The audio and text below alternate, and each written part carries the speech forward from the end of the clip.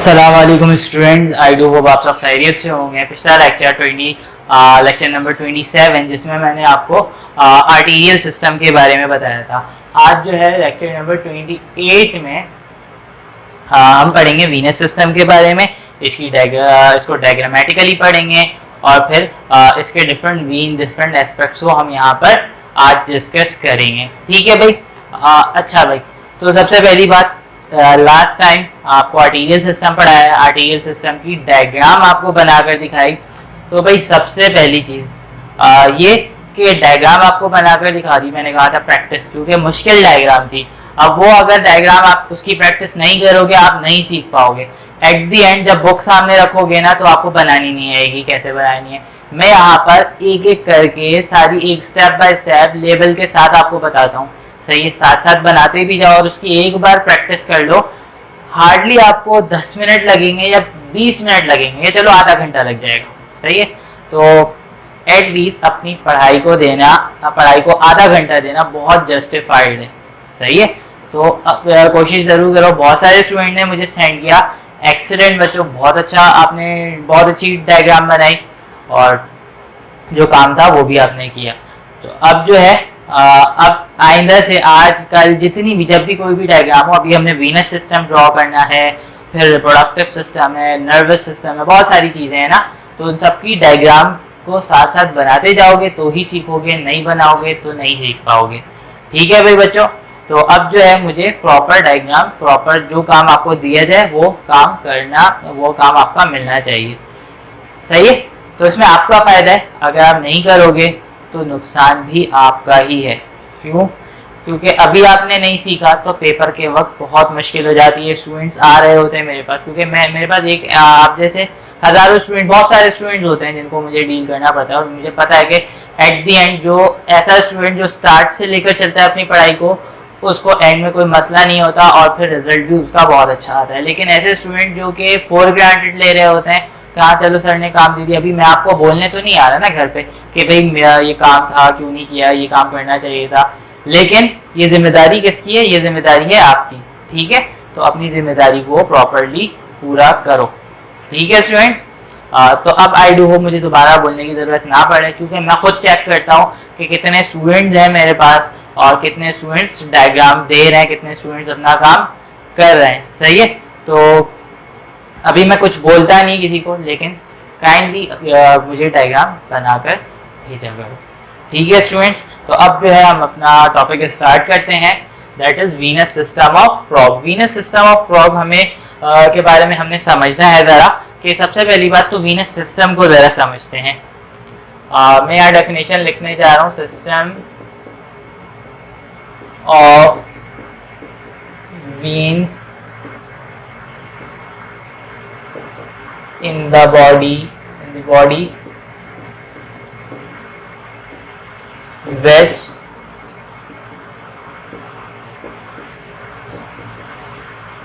collects blood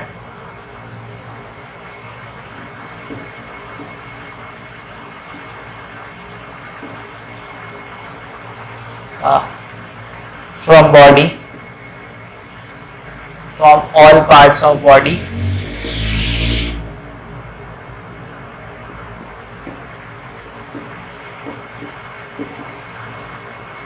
and take it to the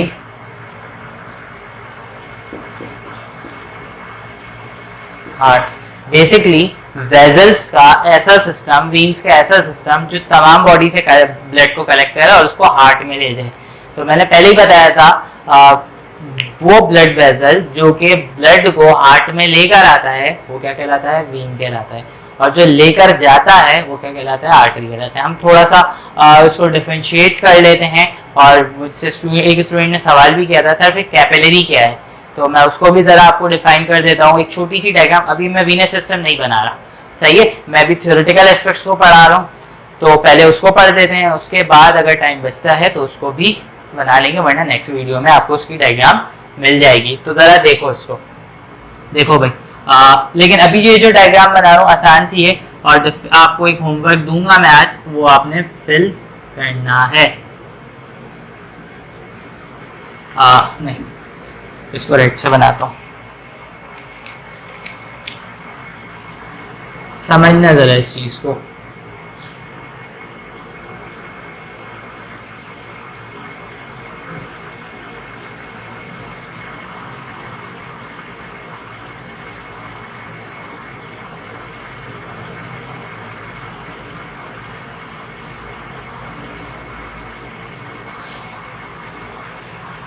देखो भाई, एक वीन है जो ब्लड लेकर आता है, कहां से? हार्ट से लेकर आ रहा है। कहां से लेकर आ रहा है ये? हार्ट से।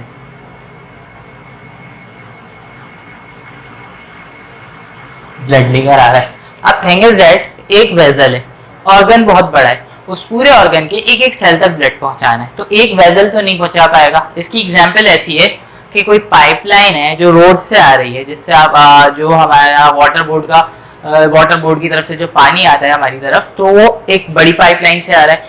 अब एक गली है, एक स्ट्रीट है, उसमें 10 घर है, तो एक वो बड़ा सा जो पाइप है जो आपकी एरिया में आ रहा है, वो सब सारे घर में पानी नहीं सप्लाई कर सकता, बल्कि हर छोटे छोटे ब्रांचेस में वो डिवाइड होता है और हर घर में कोई पाइपलाइन अटैच होता है, वहां से पानी आ रहा होता है। इन द सेम वे अब ये एक वेसल है, ये ऑर्गन के हर सेल को ब्लड सप्लाई नहीं कर सकता, तो क्या होता है, ये छोटे छोटे पार्ट्स में डिवाइड हो जाता है, ताकि वो छोटे पार्ट्स उस पूरे ऑर्गन को ब्लड सप्लाई कर सकें। समझ आ रही है बात? एंड होपफुली समझ में आ रही होगी।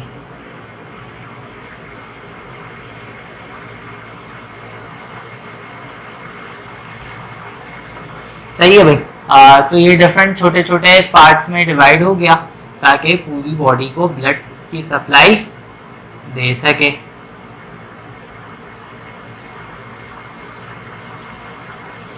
सही है। यहाँ पर भी एक ब्रांच बनाकर दिखा देते हैं। अच्छा भाई स्टूडेंट्स, ये हमने बनाया, ये डायग्राम बनी। अब देखो होगा क्या, ये हार्ट से ब्लड आया, कहाँ पर? आर्टरी में। आर्टरी से ऑर्गन में आया, ऑर्गन में आने के बाद, ऑर्गन तो बहुत बड़ा है, अब ऑर्गन में हर तरफ फैलाना है, तो क्या करना है, ये आर्टरी डिवाइड हो गई। सही है। अब इस चीज को जरा समझना है, यहाँ से ये आर्टरी डिवाइड होगी। अब इससे आगे का पार्ट भी मैं बना रहा हूँ, पहले डायग्राम मुकम्मल करता हूँ, फिर आपको ये समझाऊंगा। सही है भाई। अब देखो ये आर्टरी हो गई हमारी,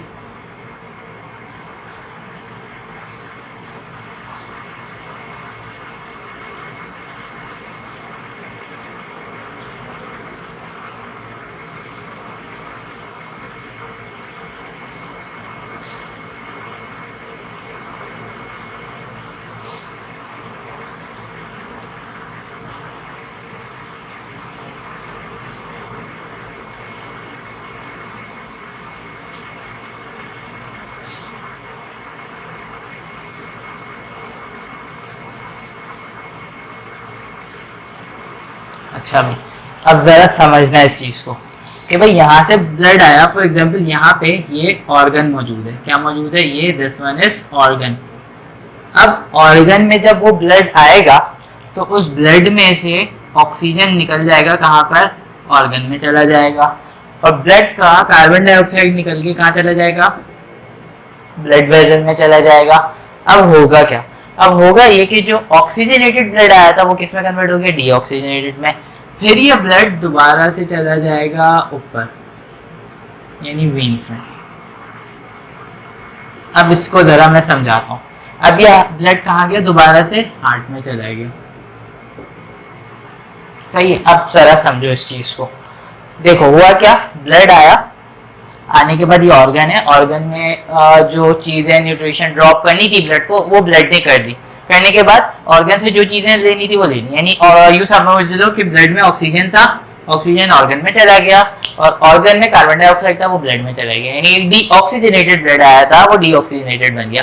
अब ये दोबारा से चला गया कहाँ पे? वीन में। और फिर अब इस चीज को समझना, जो बच्चे पूछ रहे थे कि सर कैपिलरीज क्या है, तो उसका आंसर ये है कि ये क्या थी, ये आर्टरी है, this one is artery.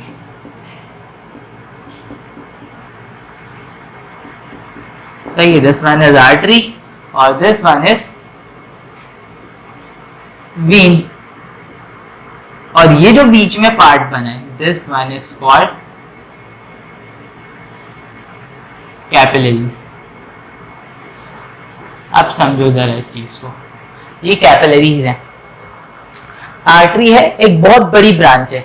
Artery divide होगी आर्टरियोल में, सही है। फिर उसमें से बहुत छोटे छोटे से ब्रांच बन जाएंगे। उन छोटी छोटी ब्रांचेस को हम कहेंगे कैपिलरीज। क्या कहेंगे? कैपिलरीज, सही है।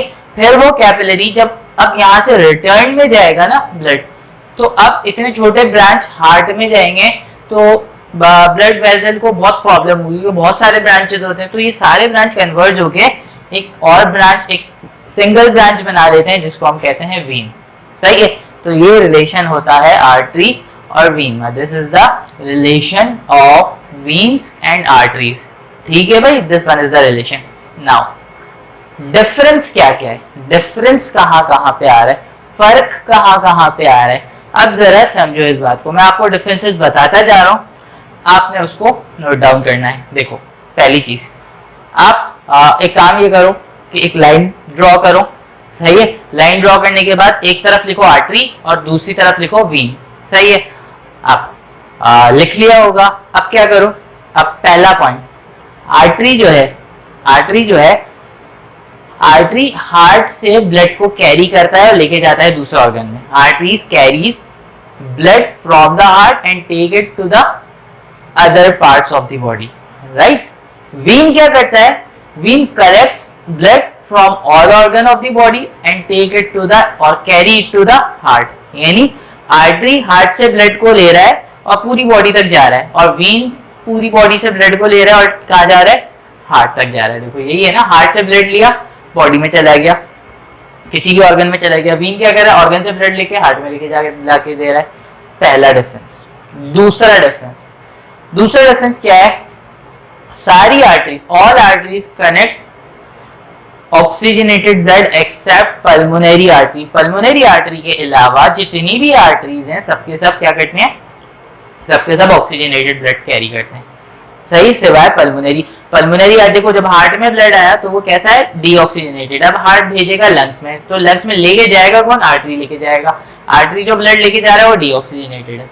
इसी तरह से उसके सामने लिखना है vein, vein carry deoxygenated blood except pulmonary vein. यानी आर्टरी ऑक्सीजनेटेड ब्लड कैरी करता है, वीन डीऑक्सीजनेटेड, सिवाय एक डिफरेंस के, पल्मोनरी आर्टरी और पल्मोनरी वीन में ये बात बिल्कुल रिवर्स हो जाती है। यानी पल्मोनरी वीन जो है वो ऑक्सीजनेटेड ब्लड कैरी करता है और जो पल्मोनरी आर्टरी है वो डीऑक्सीजनेटेड ब्लड कैरी करती है। ठीक हो गया, चलो आगे बढ़ते हैं।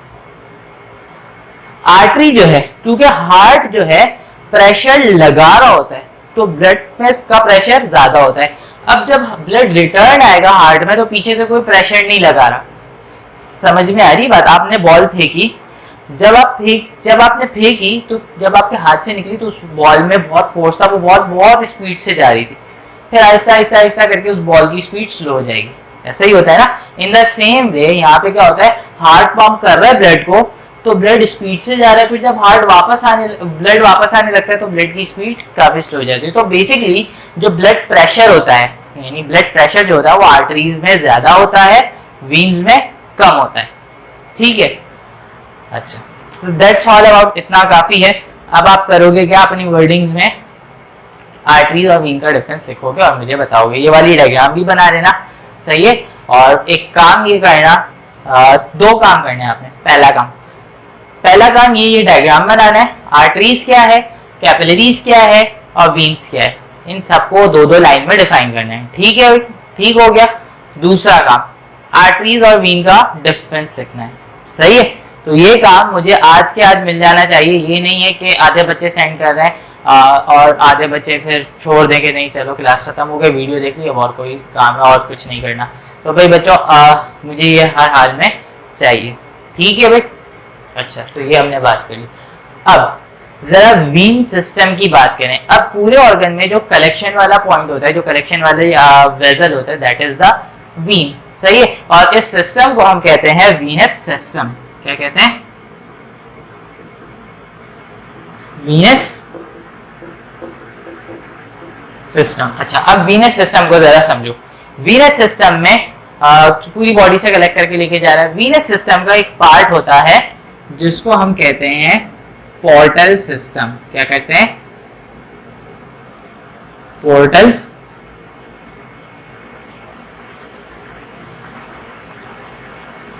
सिस्टम। सही है भाई, अच्छा जान, हम पोर्टल सिस्टम कह रहे हैं, समझना इस बात को। पोर्टल सिस्टम है क्या? पोर्टल सिस्टम देखो, एक ऑर्गन है, होना ये चाहिए था कि ऑर्गन से जाता हार्ट में, हार्ट से आया तो ऑर्गन में, हार्ट से आर्टरी के जरिए कहा आया, ऑर्गन में आया, ऑर्गन से आ गया हार्ट में। बट थिंग इज दैट एक और सिस्टम ऐसा होता है जो उस ब्लड को हार्ट की जगह पहले दूसरे ऑर्गन में लेके जाता है, फिर उसके बाद वो हार्ट में जाता है। तो बेसिकली एक ऐसा वीनस सिस्टम होता है, वीन के अंदर एक सिस्टम ऐसा होता है जो ब्लड को हार्ट में ले जाने की जगह किसी दूसरे ऑर्गन में ले जाता है। This one is called portal system. अब इससे फायदा क्या होता है? सबसे पहले फायदा समझने से पहले हम दो तरह के पोर्टल सिस्टम को पढ़ते हैं, नाम पढ़ते हैं। First one is hepatic portal system.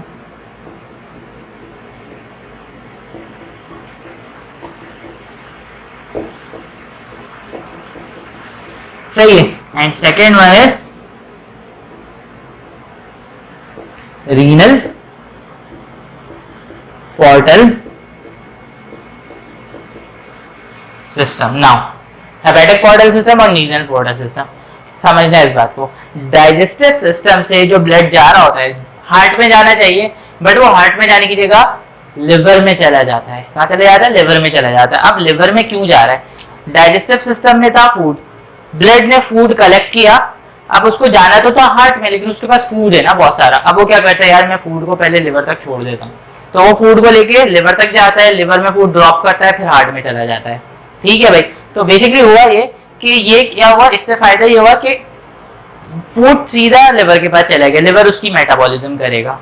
सही है। तो this is called hepatic portal system. और जो वीन लेके जा रहा होता है वो कहलाता है हेपेटिक पोर्टल वीन। ठीक है भाई। एक और वीन होता है जो हमारे फ्रॉग के हाइंड लिम्ब से ब्लड कलेक्ट करता है। पूरी बॉडी में घूमने के बाद जब ब्लड जाता है हाइंड लिम्ब में, तो पूरी बॉडी के का वेस्ट मटेरियल होता है उस ब्लड के पास। अब हाइंड लिम्ब में गया, अब जब वापस आएगा तो उसके पास बहुत सारा वेस्ट मटेरियल है। अब वो कहेगा यार ये सारा वेस्ट मटेरियल हार्ट में लेके जाना मुनासिब नहीं है, वो क्या करता है, किडनी में ले जाता है। किडनी में ले जाता है, किडनी उस ब्लड को फिल्टर करता है और फिर फिल्टर करके वापस हार्ट में भेज देता है। इससे क्या हुआ, फिल्ट्रेशन हो गई, सारा वेस्ट मटेरियल निकल गया यूरिन के जरिए से। सही, एक्सपेल आउट हो गया बॉडी से। तो नाउ थिंग इज दैट, अच्छा वैसे फ्रॉग में यूरिन पास नहीं होता, हम पढ़ेंगे इसको आगे, लेकिन थिंग इज दैट कि वो सारा का सारा वेस्ट मटेरियल बॉडी से बाहर निकल गया। तो ये कहलाता है रीनल पोर्टल सिस्टम। रीनल कहते हैं किडनी को, जिस तरह से हेपेटिक कहते हैं लिवर को। सही है। और यहाँ पे जो वीन होती है जो किडनी तक लेकर जा रही है, this is called renal portal vein. Now इन दोनों पोर्टल सिस्टम के दरमियान एक कनेक्शन होता है, एक वीन होती है जो हेपेटिक पोर्टल वीन को रीनल पोर्टल वीन से कनेक्ट करती है। This is called abdominal Wien.